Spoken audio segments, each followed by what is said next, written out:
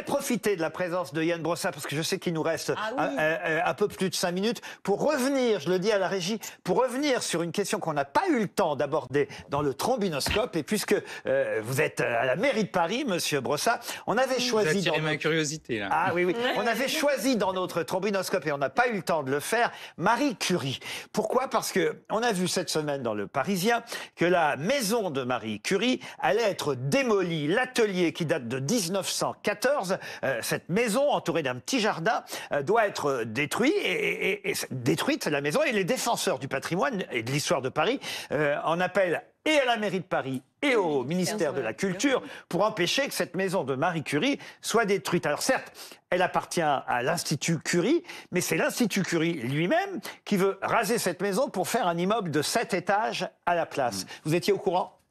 Non. Je vous prends vraiment au dépourvu. Je suis innocent dans cette affaire et il se trouve que je quitte mes responsabilités à la mairie demain matin. Mais, pour entrer au Sénat, il a été félicitations. En tout cas, merci. Un jeune sénateur. Merci, mais je m'engage quand même à regarder ce dossier. Je vous avoue que je ne l'avais pas en tête. Pas très loin. Et en tout cas, je ne crois pas être responsable de ça, mais en tout cas, je regarderai.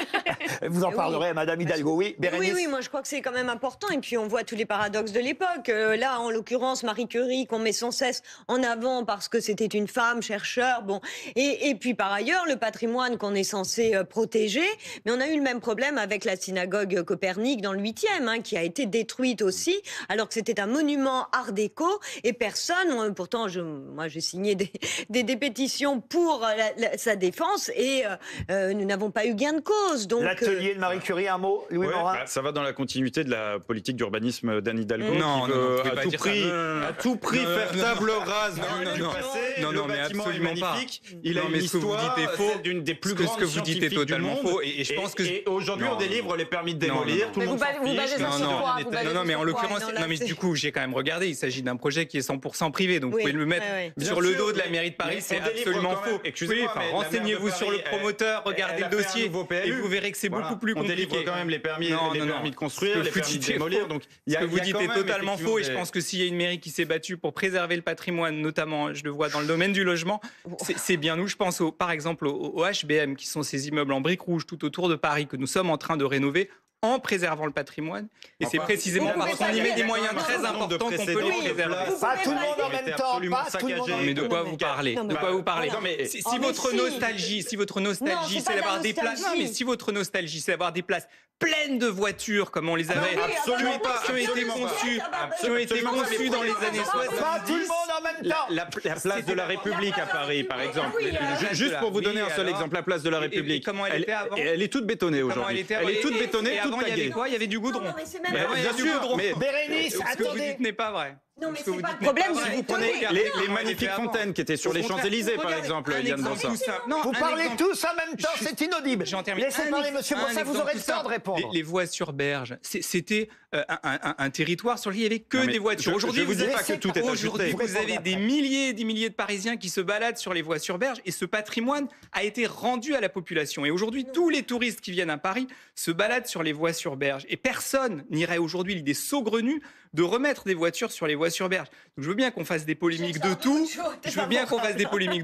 pense que nous avons plutôt contribué à embellir le patrimoine. Brossat, vous ne devez pas avoir beaucoup l'expérience. Oui, Brossat, c'est ce que j'ai dit. Non, mais je connais très bien. Vous ne devez pas avoir beaucoup l'expérience de la place de la République. Parce que c'est pas le problème du béton. C'est le problème que, d'accord, il y a peut-être plus de voitures, mais alors il y a des vélos, il y a des skates. Moi, des skateboards. Moi, je suis exclusivement piéton. Je traverse tout Paris. Je peux vous dire que c'est un danger perpétuel, la place. N'exagérez pas. Je pense que vous écoutez, en plus, les vélos... Non, je n'exagère pas. Vous devriez nous remercier d'avoir supprimé les trottinettes en libre service. Oui, ça, j'ai voté. Vous avez voté pour ou contre les trottinettes ? Voilà au moins un point sur lequel nous serons d'accord. Vous voyez, on finit par se mettre d'accord. Et Louis Morin, vous y ajoutez ? Non, mais la question, c'est même pas effectivement la place de la République, c'est globalement, c'est effectivement les belles fontaines qui étaient par exemple sur les Champs-Élysées, qui ont été remplacées par des immondices. Et c'est le cas. Mais non, mais c'est une réalité. Et ça se retrouve dans un certain nombre de places à Paris où effectivement il y a eu une volonté de renouvellement. Il y a des gens qui répètent votre discours depuis 20 ans à Paris. Ils ont été battus à toutes les élections municipales. C'est pas ma question parce que moi je vais vous dire, c'est qu'il se passera la même chose en 2026. Présentez-vous aux élections municipales en 2026. Je suis pour ce que vous avez fait par exemple sur les voies sur berge ou ailleurs. Je sais faire la part des choses, mais pour autant vous n'avez absolument pas respecté le patrimoine parisien. C'est une réalité. Ne soyons pas trop parisiens. Marie Curie, c'est une icône nationale et voilà pourquoi on en parlait ce soir. Et c'est à 1,3 km d'ailleurs du Sénat. Vous pourrez aller à pied. Juste petite question, petite information que je voulais corriger. Vous parliez de cette professeure de 83 ans dans un établissement du 19e arrondissement. Alors, elle avait 85 ans et visiblement, elle a menti sur son âge. Donc, elle a bel et bien été embauchée, mais elle a assuré aucun cours parce qu'ils se sont vite rendus compte qu'elle était trop âgée pour... elle était encore plus âgée que... Oui, elle avait 85 ans, mais elle n'a assuré aucun cours. Vous voyez bien qu'on embauche les gens n'importe comment. Enfin, vous voyez quand même qu'on en est réduit à embaucher n'importe qui dans des conditions étranges. Regardez-moi, à 60 ans, je suis encore obligé de travailler.